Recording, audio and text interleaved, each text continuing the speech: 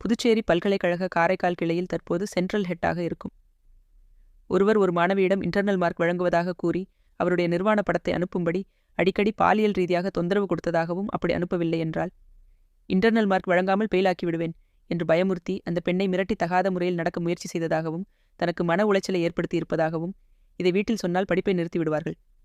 நான் படிக்க வேண்டும், இதனை நான் எங்கு வேண்டுமானாலும் சொல்லுகிறேன் என்று ஒரு மாணவி குரல் பதிவு செய்து இன்னொரு பெண்ணிடம் அதற்கான தீர்வு கேட்டு வெளியான ஆடியோ சமூக வலைத்தளங்களில் பொதுவெளியில் கடந்த 2-3 தினங்களாக பரவி காரைக்காலில் ஒரு பரபரப்பை ஏற்படுத்தியிருக்கிறது.